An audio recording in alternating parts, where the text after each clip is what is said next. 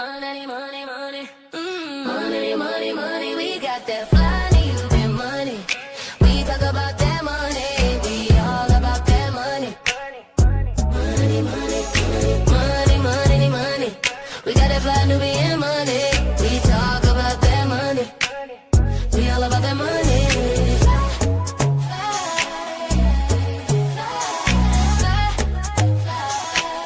We love our black skin, our melanin, always focusing in on that money.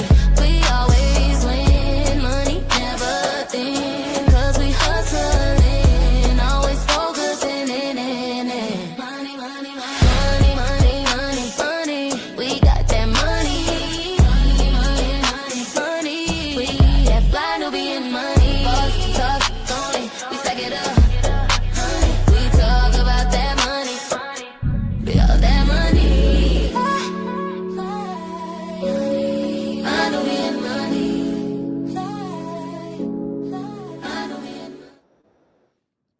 Good morning, good afternoon, good evening, wherever you're at. Welcome to Fly Nubian Money, where we help you master your mindset and maximize your money. We have another great conversation. Y'all know we come with all the good conversation. So today, a man says his girlfriend left him because he lost $30,000 in gambling, and people are debating whether she was wrong for walking away or whether losing the money was the reason enough to walk away. But the point of is something we don't talk about enough in the Black community, and that's the gambling addiction. Between lottery, casinos, sports betting, and betting apps on our phones, gambling has become more accessible. We talk about drugs, we talk about sex addiction, and we talk about alcohol, but gambling can quietly destroy finances, your relationships, and everything you've worked to build. So today we're asking, if a partner loses $30,000 in gambling, would you stay? And when does financial problems become your problem? Ladies, y'all ready to have this conversation? So my first question to you all is, do you guys know if any of you all have any gambling issues, or do you know of anybody, or have you dealt with a spouse or something that has gambling addiction? I'm gonna start with you, Dr. Charm. No, I don't have any gambling issues. Haven't dealt with this spouse with any gambling issues. I have been in relation with people who have had, one person who had an addiction issue, and that was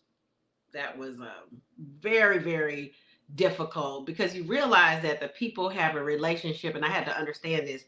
They have a relationship with you, and they have a relationship with whatever they're addicted to, whether it's gambling, whether it's drugs, whether it's alcohol, and the relationship between them and the substance, that comes first.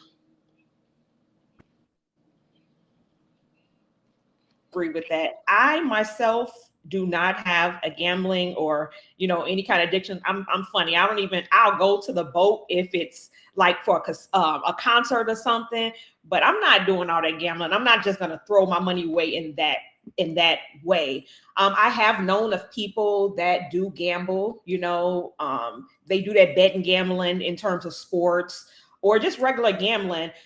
Or people that I know personally that have like relatives that are like hardcore gamblers. They're just like at the casino all the time. They got all the points, rewards, gifts, and everything like that. But in terms of somebody that is risking it all, I don't know anybody personally like that. But I do know a lot of people, like my daddy going to get his lottery ticket. He gonna get it. If he ain't in town, he gonna ask somebody to get it. So, we know of those stories. What about you, Aisha? No, I don't have anyone around me that is gambling, or myself. I'm like you. I don't want to spend my money where I'm going to lose it. If I go out like outside in the casino, I'm hanging out because it's proximity, I may say, okay, I'm going to spend $10 just for fun.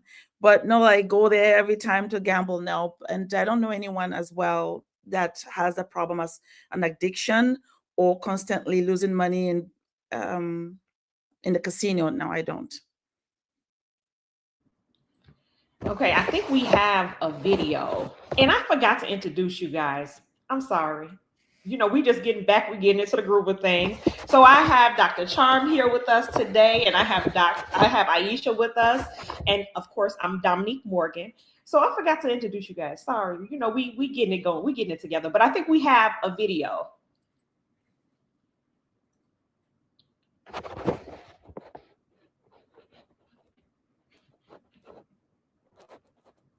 Producer, do we have a video? But while we're waiting on her, I just wanted to just give a quick plug. Did you guys see me on Beat Shazam with Jamie Foxx last Tuesday? If you missed it, you can still catch it on Hulu. And then I found out we on Tubi too, but that episode won't air for another week. So I hope y'all caught it in the chat and everybody else. I know Miss Black Hollywood said she caught it.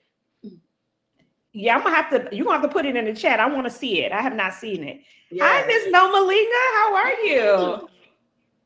So you're here just in time. So my question for the panelists, are you yourself a gambler at all, or do you know of anybody that is a gambler? No, ma'am, I do not. I do not gamble. I'm not a gambler. I actually have a very strong opinion about gambling. I don't believe in chance. So no. Do I know people that gamble? Fortunately, I know people that are addicted to substances, but not an actual gambler. Yeah. Funny enough. Yeah. Yeah, I know people who are addicted to substances, alcohol, other substances, or have known such people, but gambling, thank goodness, for some reason has never really come close enough to me. Okay. So when initially we were talking about the man, his spouse said, or his girlfriend, because it wasn't his wife, it was his girlfriend, said she was leaving over $30,000. What are you guys' thoughts on that? Do you guys, would that be something? Go ahead, you can play it. Yo, if you know somebody with a gambling addiction, this video.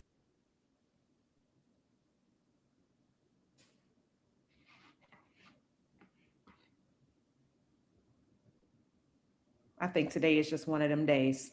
It's going to be one of them days. Just one of them days.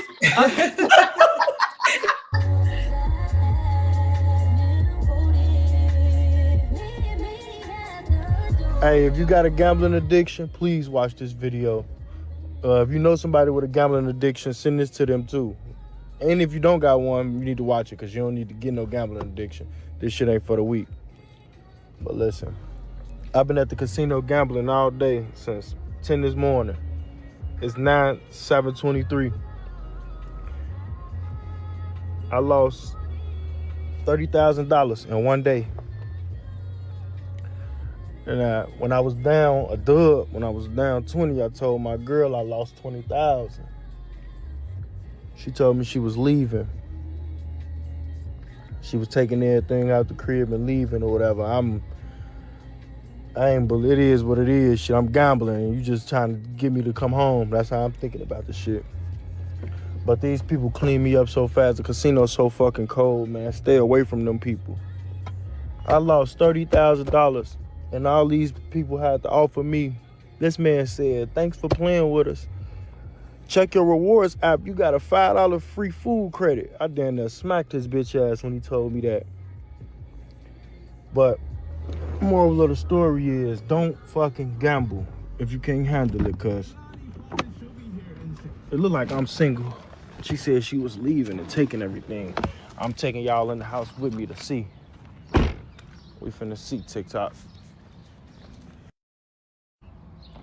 We walking in TikTok. Oh shit, she wasn't lying, TikTok.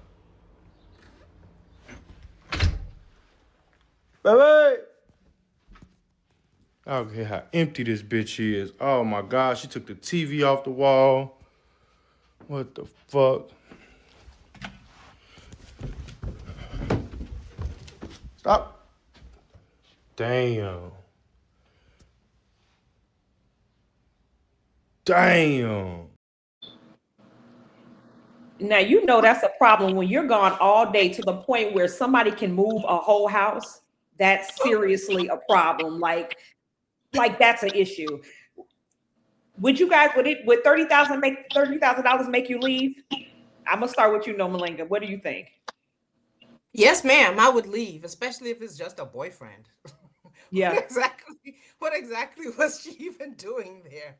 Yeah. Yeah, absolutely. You know when they say that there's red flags before people ever commit to each other? That's a big raging red flag. Yeah. So Yeah. yeah, um, I would absolutely leave, and I would advise anybody who's in the same position to leave. Um, uh, I don't know if Dr. Charm is a therapist. Are you a therapist? I'm not a therapist, but I definitely have a mental health background. Okay. You know, they seem a lot of therapists seem to be more sympathetic when people are have addictions and things like that. But for me, I think that if you know of an addiction, a serious addiction, before you commit to a person, don't make the commitment. Because now you're in the relationship with the addiction or whatever it is they're dealing with. And sometimes you very rarely ever even meet the person because you're so busy dealing with the addiction. So if you have a chance to leave before you ever commit, I would take it. That would be me with him coming back to the empty apartment. That would absolutely be me. Yeah. Well, that's what I was saying before you came on. I don't know if you caught that first part, that I did date someone with an addiction, and they were getting help when I met them. And then when I found out about another addiction, that's when I was out.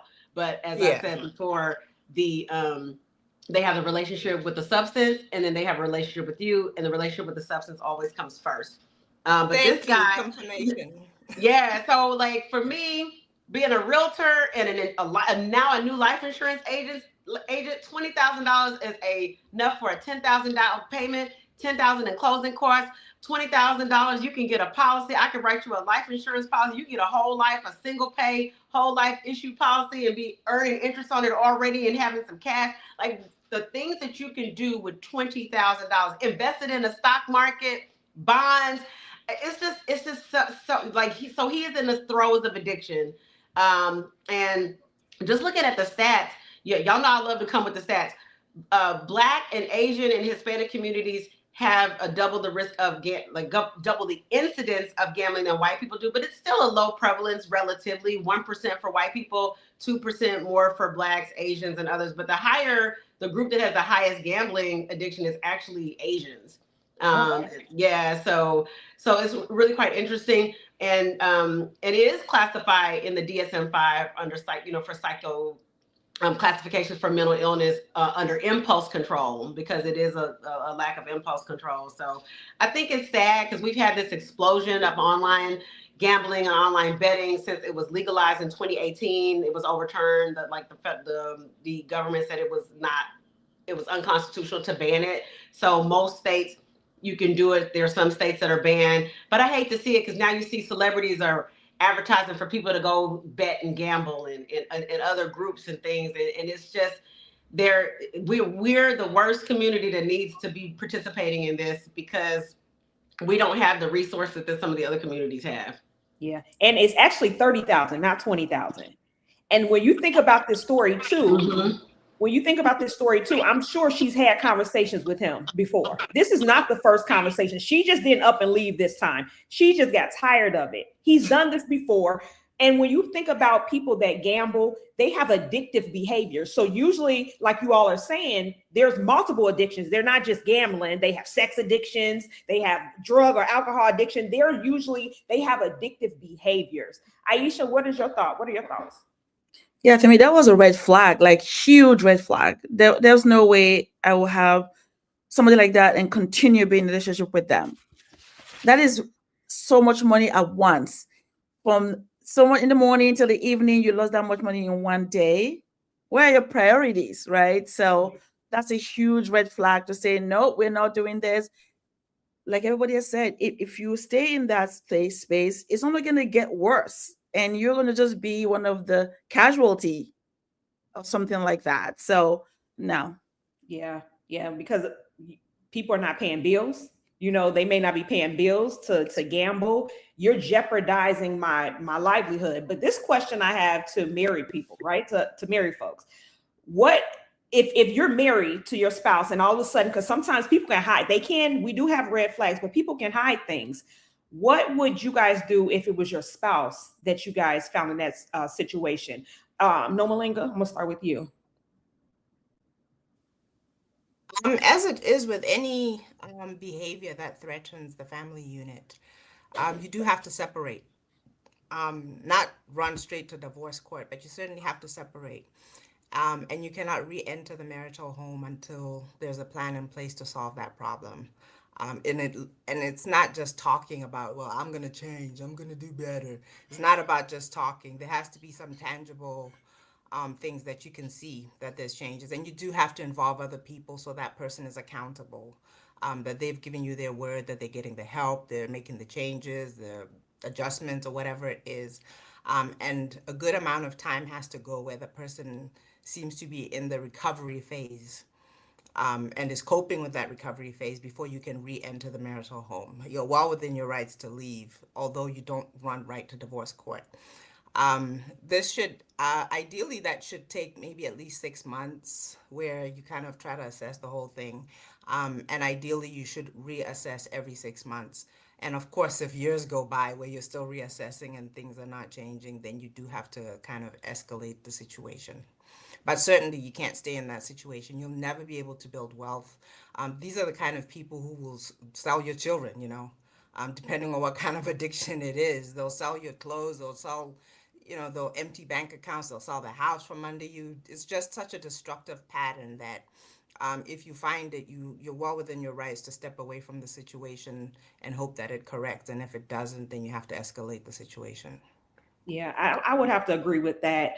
I may not leave the first time, but there needs to be a plan. There needs to be a plan in place, to show what this looks like. That person probably can't manage the finances because of the addictive behavior. We do need to get some form of counseling and just having these like real conversation. And I agree with you, Nomalanga. I think that oftentimes, especially from, like from my family, we don't always, it's like what happens in this house stays in this house. But a part of it is you need to have that outside support. When it stays in the house, it becomes this secret that nobody knows about, and it can keep growing. And I think that we have to get out of that. What happens here stays here, because it is harmful, and it ends up hurting families because nobody knew about it. I know you guys may have heard stories where people say, I never knew. Because one person chose not to say anything, but people were being harmed and people were being hurt. And then they don't know until the marriage dissolves or the family falls apart or the secret comes out. So I agree with you. We need to have people to hold those people accountable, because if you keep it in the dark, it's going to stay in the dark, and they're not going to stop doing it because there's nobody to hold them accountable. Aisha, what are your thoughts? Absolutely. It's funny. I was just thinking the flip side of it. Sometimes why people actually deal with it is because if this gambler comes home with a win, right, that may actually make people stay longer thinking, oh, this is giving us something, right? So there's this other part that sometimes makes people stay, because he might come tomorrow with $100,000. So you might think, oh, maybe this things will work out. And then tomorrow he comes back with nothing. So I can see why it continues. People keep it a secret. Maybe they don't say anything because they get some wins and then some loses. But we also know that gambling, the wins are like very minimal, but it's a high. When they win, it's a huge high, and then it lows, right? So again, it's just so funny like that. And I was thinking to myself, because I actually went through something where, not gambling, but I had money that I trusted somebody else to take care for me. Because then I'm thinking, if somebody will leave you because you lose money, I guess it depends on how you're losing money. You're a gambler, like we're talking about, gambling, or was it a loss that was legitimate loss, but now you have to fight through it and like walk yourself through it, right? Because I lost a lot of money because I trusted someone, and but they were not really doing what they were doing. They were actually thieves, right? And they took this money away. So now I ask myself, if this was someone that was married to someone, and that amount of money that I lost, and my husband actually told me, something is fishy. I don't trust these people. The way he felt it. He said he felt it. But I was just like, no, I think, you know what, they're gonna keep their word. So I was the one that actually took the gamble. You can see that as a gamble because it was investment. An investment, some people call it, it's not gambling because you think you might make a return, an ROI, but it didn't happen that way. They took everything, right? Literally, they cannot be found. But he felt it, but I still went with it with a lot of money. Not just like, I said 30K, I said I wish, but it was a lot of money. we did go through counseling. We had to bring somebody from the outside to talk to us, because like we talk about accountability. If you don't hold somebody accountable, I may want to say, you know what, now I have more, let's do it again, right? Because well, maybe that one didn't work out. Let's because you want to make it, you want to make back your money. You want to, because you feel like you want to make it back. But because of the counsel, the outside counsel with my husband and everything, we're able to weather the storm. I'm not gonna lie, it wasn't easy because I felt so bad. I felt so bad for such a long time. The emotional toll was so terrible because you feel so bad about what you just done, and then you're trying to make back the money, then you make more mistakes. So the counselor holds you accountable. So you're not allowed to touch anything. You're not allowed to touch this money over here. Nope, you don't have access to it.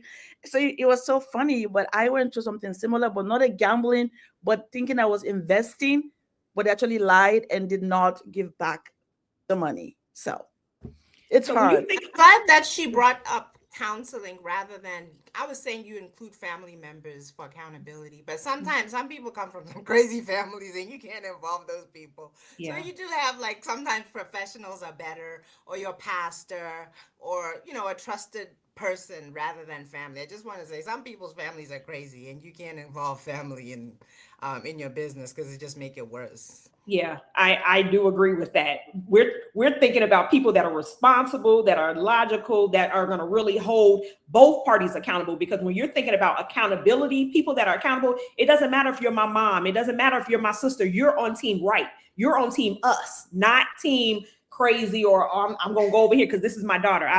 We don't want that. We want real accountability so that we can have real change, and we could, we can shift things. And in terms of you, Aisha, like, that one, gambling is something that they do all the time.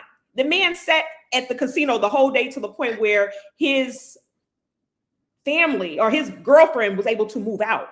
Baby, he was in there so long, she had to move out. She called U-Haul. She called the cable company, she turned the power, water, lights, and gas off. Did he even have any utilities by the time he arrived now? That's what I'm saying. Now that's a problem. Now, making a bad decision that you in your mind and your heart thought that was a good decision is different than just going out there and doing whatever, because you're thinking about $30,000. Like, even when people, like you said, you win, you may win 20, but you lost 30. You didn't win nothing. You just thought you won something. It doesn't make sense. And these casinos are big businesses because people really think they're going in there and they're winning all this money and they're doing all these things. And they're not. They're winning. The casino is winning, not us. I think we have a video ready. Hello, my name's Isis. And today's day 32. I'm making these videos. Today's day 32 without gambling. I'm making these videos for me to see how I'm gonna be looking when I get to day 100. Today on the day 32, and it seems so hard. I'm just over it, y'all. I've only ever made it to 100 days gamble free since I started gambling when I was 21, and I'm 27.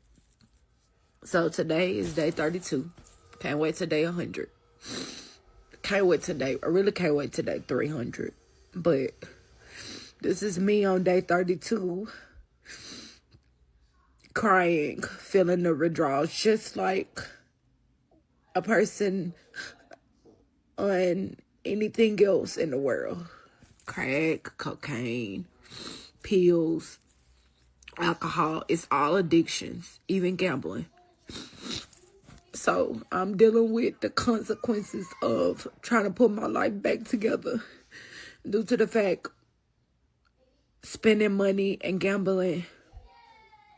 And then when you don't gamble, so like it's like you can't go flip your money. So now you just gotta manage your money.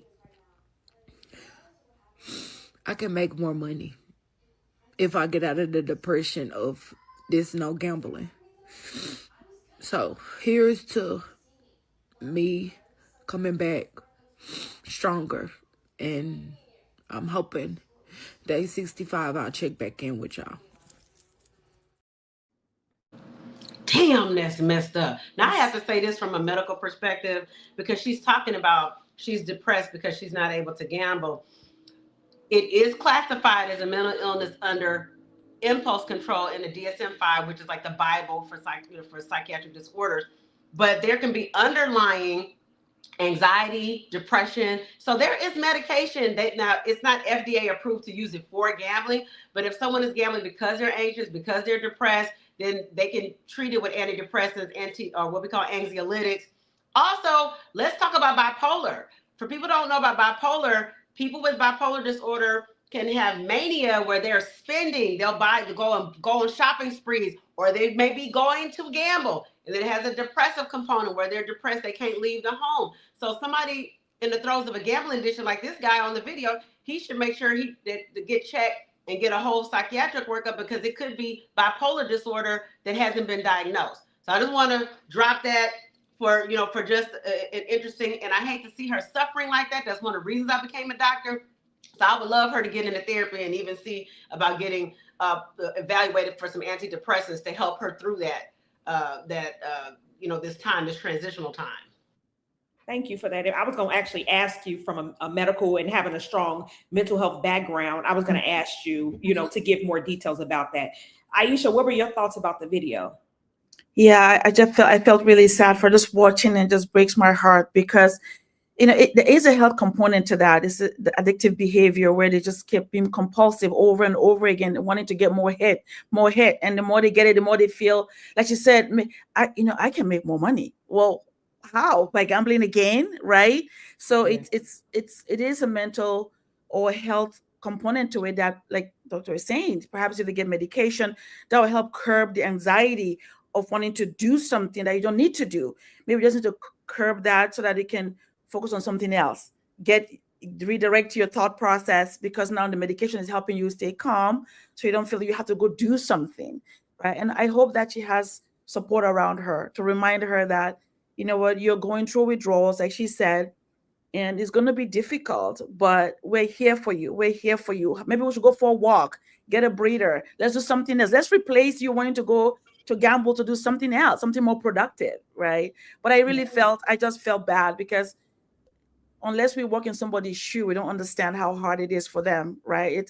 So we have to have that empathy for them and realize that, they say, but for the grace of God, it could be us going through that, right? So I felt for her for sure. And I pray that, she gets through it, and have people around her that can support her, her willingness to go away from this, so that she can get better sooner. Yeah.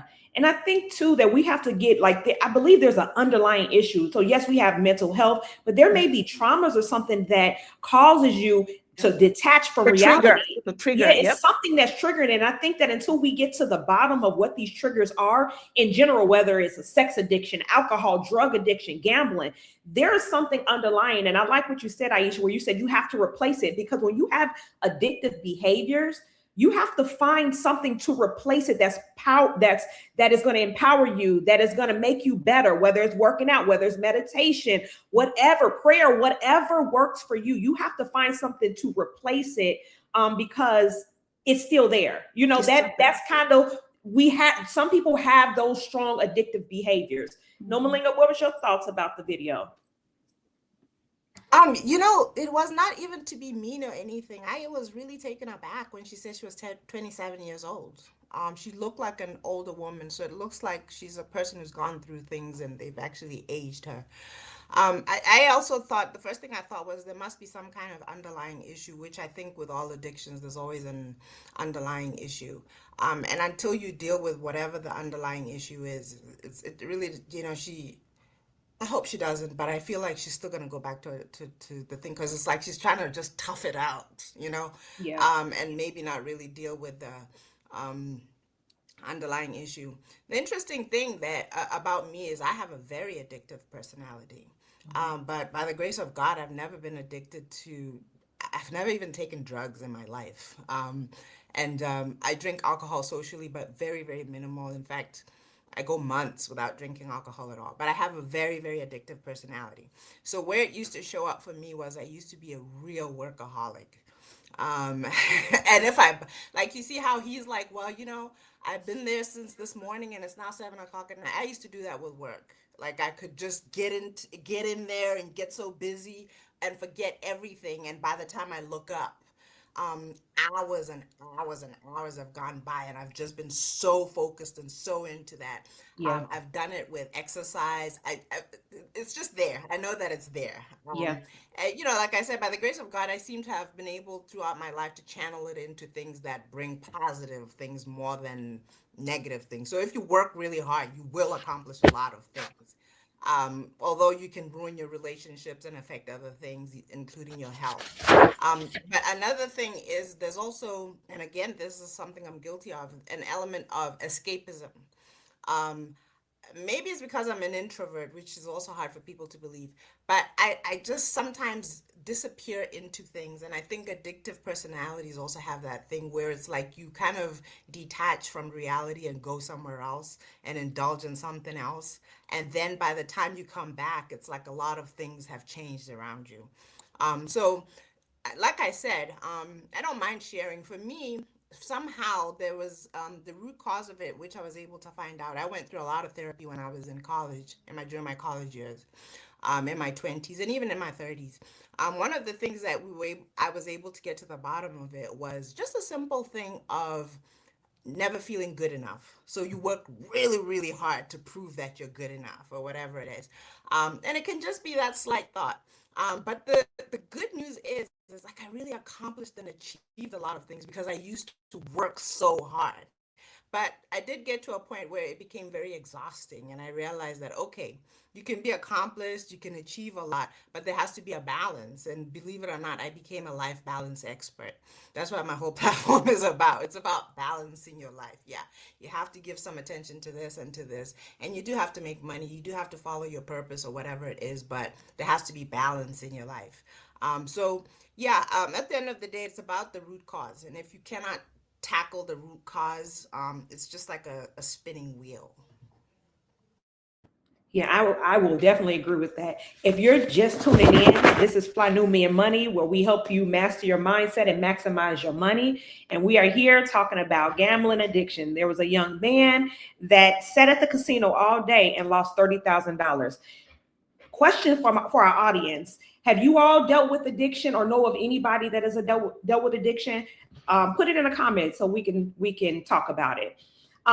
One thing that I do want to ask, when we're thinking about our children, right? We all have children. Do you think, like, we have conversations about sex and we have conversations about drugs? Do you think that we should start having these conversations about gambling as well? Aisha, what are your thoughts? Absolutely.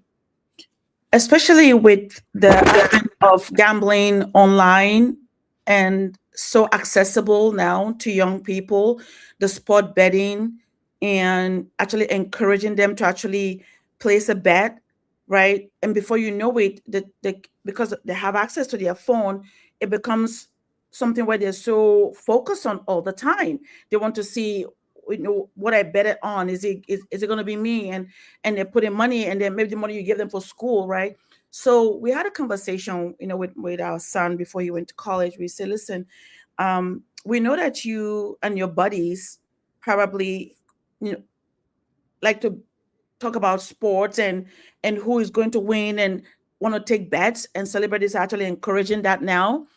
So we say, listen, if you get involved in stuff like this, it is a rabbit hole of hell.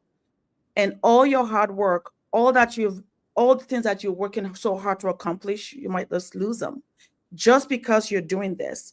So we encourage, say, please, please, we know about this. Do not even begin. Even if it's for $50, whatever, don't even start. Tell them, I'm not interested.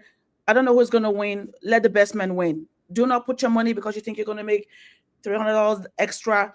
That is how it begins, because you're already grooming you as a young person to start putting your money where you're betting. You just start small. Before you know it, now you're taking all your money for school and gambling because you think you're going to win, this team is going to win. So yes, we did have a conversation, because we will not put our heads in the sand and think it's not going to happen to our children. It doesn't matter how great your home is.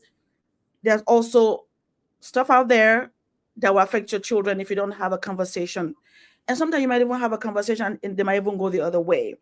But the key is staying in communication and telling them, I know about this. And I know you guys are probably going to be doing this. But I'm encouraging you, don't even start. As much as possible, don't bet. Just say, let the best man win and move on. Don't put your money in it, because that's money you've just lost. So we did have a conversation. Yeah, I have a 15-year-old, so this is sparking some things for me, because they're around their friends and they're around their cousin, and they'll say, "I bet you can't shoot that. I bet you $20 you can't shoot that basket, or I bet you 20 push-ups." But this is where those seeds are planted. So I think that we do have to have real conversation, because they can become a problem, even though it seems innocent, right? They're with their friends. $20 is not that big of a deal, but $20 turns to $30 over time if you're not having a conversation and you're not addressing it. Dr. Charm, my question was, should we be having these conversations with young people earlier? We have conversations about sex, drugs, alcohol. Should we be having conversations about gambling with our children or our youth earlier? It's interesting that you say that, because my daughter and I never had that conversation. I was so on her about not doing drugs, but her dad doesn't gamble. I don't gamble. And so I barely buy lottery tickets, because I look at it as a donation. I'm like, okay, if I want to donate $5, and I'll donate $5, I'm not even get it back. I'm the person who goes to the casino and spends like $10. That's it. Because I'm just like, okay, I guess it doesn't do anything. But if you put a chocolate sundae in front of me, honey, we're going to town. We're going to have a situation. But it's interesting that you say that. I don't, my daughter, as far as I know, she doesn't gamble. But I do feel remiss that maybe I should have had that conversation with her, because I was so fixated on drugs. Don't be on that stuff, honey. I ain't gonna come get you out on bail.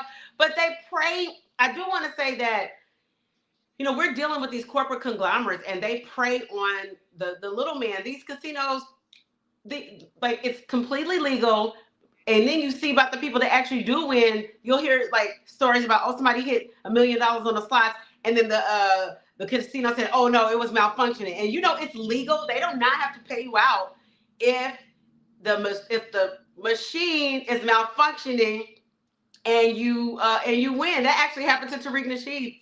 He won a lot of money at the casino, and they were like, nope, it was malfunctioning. So I don't know. And it could be dangerous too, because then you get into, it's not just at the casinos. You got the backroom gambling clubs, and then people maybe borrowing money from gangsters. Look at what happened to Offset, Cardi B's husband, a member of the Migos. He actually got shot. He owed somebody $10,000 that gave him $10,000 when he was in the casino from a gambling debt, and he never paid the guy. And they were DMing, and the guy said, "Hey, where's my money?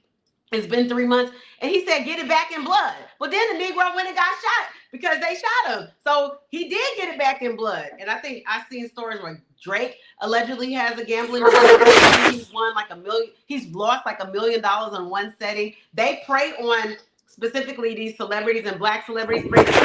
Bruno Mars. Bruno Mars had to do a residency in Vegas because he owed the casino so much money. He even joked about that he paid his debts. So it's really, really sad. Yeah, that's nuts. That's nuts. Nomalanga, what are your thoughts? I actually also hadn't thought about gambling as, when you talk about safe spaces online and safe behavior and all that and stranger danger, we have children ranging from 20 all the way down to 5. So you have to have the conversation about don't talk to strangers. And then the older ones, you have to talk to them about their college life and adult life. And we've never had conversations about gambling.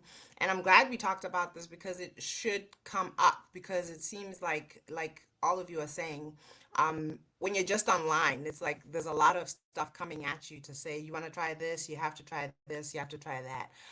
So I think it is something that should be talked about. And sometimes I think Aisha mentioned it starts off innocently with sports. You know, you're into sports and then you bet on the sports or whatever, and then it spirals into something else. So I think definitely it's something that we should include in conversations with our children, whether they're young adults or even the very young ones. I agree. I totally agree. And I never thought about it until we're having this conversation about how it can start off as something so innocent and turn into something detrimental. You know, but there's so many things as parents, and not to go left field, but there's so many things as parents that we have to think about: drugs, alcohol, vaping, and now gambling is something that we should have a conversation about, because it's almost like we're being set up for failure. And I do believe that, you know, in our communities, it could be very impactful because we don't have that leisure money just sitting around that we could just throw away. I think that we have a final video, and then we're going to come back and get ready for final thoughts. Did you see Did that? you Did see you see that that comment real comment quick from about Anonymous? Anonymous that he lost 50K gambling? Oh, wow. 50K? Are you in the Black community? Where did you get this 50K from? I would like to hear more Yeah, about this. yes, that you could just go to the casino. Because that's another question, even for the young man. Like when we're thinking about it, like it looks like he was in an apartment. I don't know if it was a house or not, but it's like, where do you have this money? You know, like, how are you living to just have this money, just go to the casino and just say, hey, I'm just going to give, you know, $30,000 away. He said he quit betting. Anonymous said he quit betting cold turkey. Yeah. After he said something about LeBron. Yeah. Anonymous, were you a D-boy? Were you a street pharmacist? Uh-oh, he said he a hustler, baby.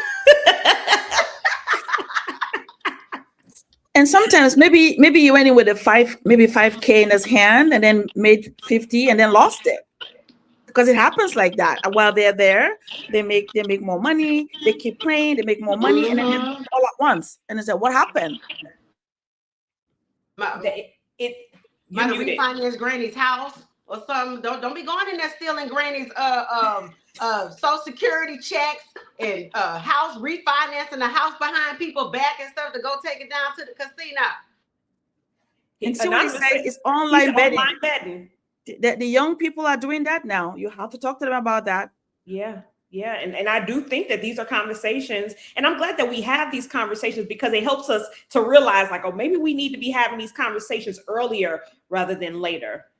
I think we have our final video. Ladies, here's some game that your parents should have dropped on you when vetting a man. In the very early stages when you're dating him or dealing with him, whatever y'all got going on, you need to pay attention to whether or not he has a gambling addiction and he's hiding it. I don't care if it's sports betting, horse races, the casino. You've got to pay attention to the way that he manages his money very early on before you get into a deep committed relationship or even consider marriage. If he works a regular 9 to 5 and you catch him, wanting to place bets every time he gets paid, that's a huge red flag. And let's not forget, watch how he spends his money. If he's broke and he's in between jobs, but you catch him on the streets, shooting dice or, placing bets on the streets, red flag. It means he has poor money management. It means that he has risky behavior. And let me tell you something, a man that will risk losing his money will also risk losing your heart. It means he's a cheater. See, a man with a gambling addiction has a certain type of mindset. He has this flight or fright type of behavior, very risky. He's got to live on the edge for that next thrill. That's what gambling is about. So not only will he fuck up his money, he'll risk losing you as a good woman because that is the mentality of a gambler. He'll risk getting his side chick pregnant. He'll risk cheating on you and losing a good woman. He loves risky behavior because he's a gambler. There's nothing wrong with going to the casino once in a while. If you happen to go on vacation to Las Vegas together and y'all have some time in a casino, that's one thing. But a man that develops a pattern of behavior where he is constantly spending money on a weekly basis, looking to get rich quick, that is not a man you want to be in a long-term committed relationship with or marriage. Because at that point, he's not looking at you as a girlfriend, fiance, future wife. He's looking at you to be his financial security blanket, because when he goes broke, he gonna dig in your purse and you're gonna have to feed his gambling addiction when he needs some money. That's your purpose in the relationship. A man that gambles his money irresponsibly will gamble your heart. Stay away from men with that type of behavior, that pattern of addictive, risky behavior. It ain't worth it. He's lazy. He wants to get. I agree with her 100%. Those are my thoughts when it comes to a man that gambles. So this is my question that I have for all y'all, and it's related to the video. Do you think that we are asking enough questions about money while we're dating, or do we wait until we get into a financial crisis to have these conversations? I'm gonna start with you, Aisha. I love the video because she really kind of break things down and tell you what to look for. Those are the red flags to look for when you're dating somebody. And it's unfortunate that sometimes when we're dating, rather than bring the person closer to people that care about us, we want to take them away and think we're doing it on our own. And that's actually not a good idea, because when you're dating somebody and all those red flags, you take them for granted. But somebody that cares about you sees them and they take a note of it.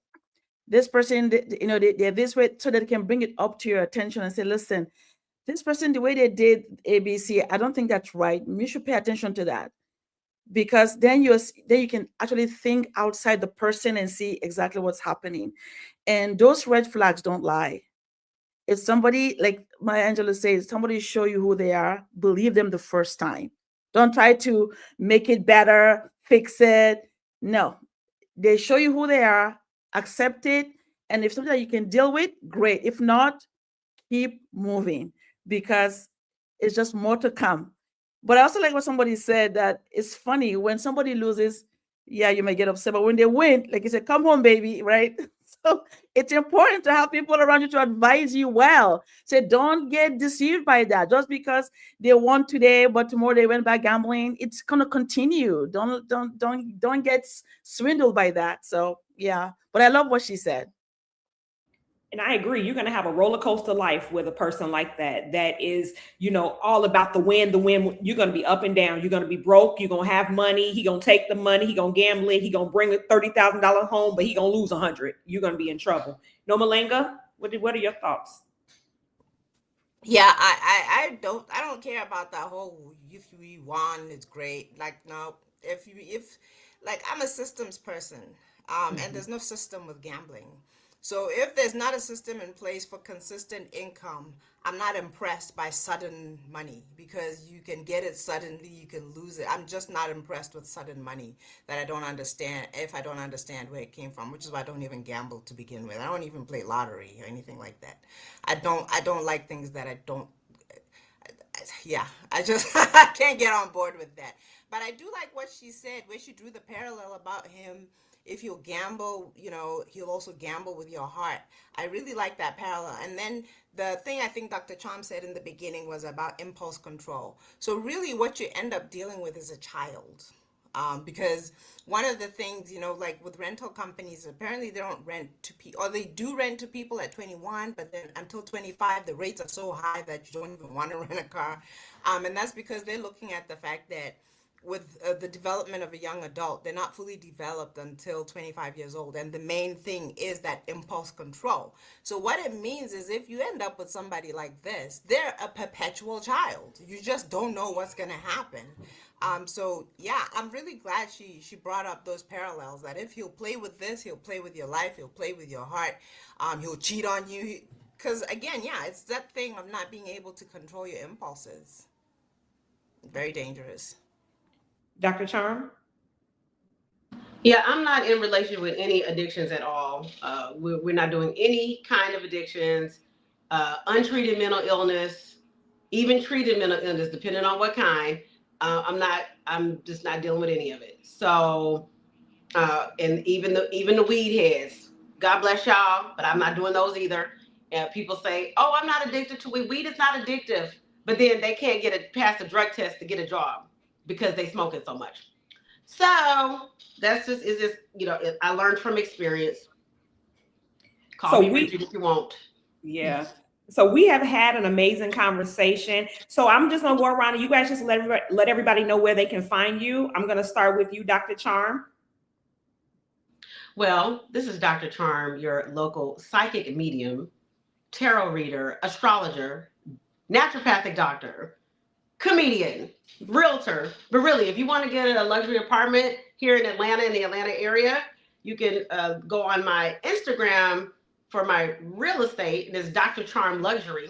And then if you just want to watch some funny videos and just, shoot the breeze with me, come to my comedy Instagram, Charm Girl 77. I hope that you guys got to watch me on Beat Shazam with Jamie Foxx, with the Jamie Foxx last week. If you didn't, hope you have Hulu. It's episode 4, Girls Night Out. But if you don't, they are 2 episodes behind on Tubi. So I think by next week, episode 4, you can catch it on Tubi. And we had a blast. It was super fun. We didn't win the show, but I didn't leave empty-handed.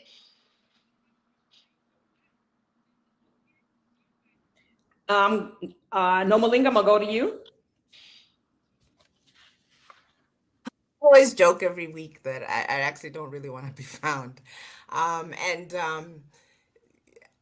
always say, can you please support our charity?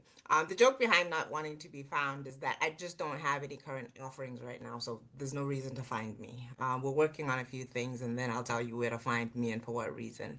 But we do have a charity that supports period poverty. You can go to padsforgirls.com. Every little bit counts. I always like to drop this little nugget in and say that our biggest supporters are actually the Fly Nubian Money community. I always see a little uptick in donations after we mention it on the show. You'll see 1 or 2 donations. And we have people who've actually subscribed and donate every month. And I do post, if you follow me on Facebook, that's one reason to follow me on Facebook. When we do our charity work, I always post it on Facebook. We've adapted one girl's shelter, which is for battered young women or those who've been sexually abused. We do go to that shelter. We supply them with sanitary pads and much more. Sometimes we buy them winter clothes, or sometimes I just call and ask what their needs are, and then I do a drive and ask for donations, and then we go visit, we bring goodies, and we just make their day.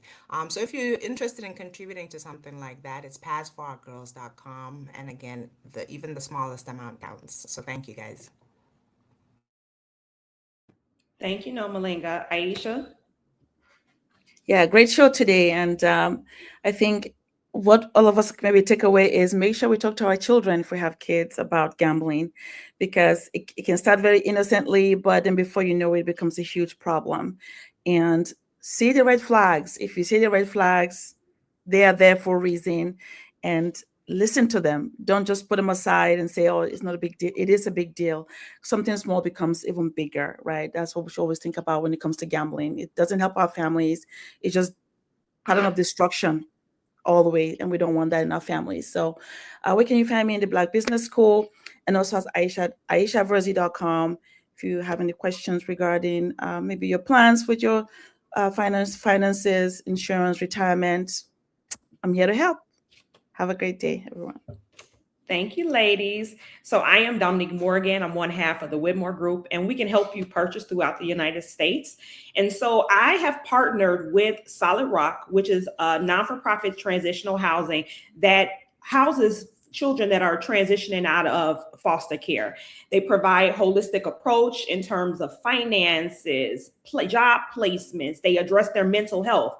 And so I have committed to donating $50 of every one of my real estate transaction. And I'm asking that everybody help in this endeavor. So you can text Whitmore, that's WHI, MOR to 50155, and it's actually on the screen to help donate in that endeavor. So thank you guys for tuning in. This has been another great show. We are live every Monday, Tuesday, and Thursday at 1 p.m. Central Standard Time. And if you want to get updates on when we're live, you can text Queens to 87948. Thank you for tuning in, and we will see you all next week.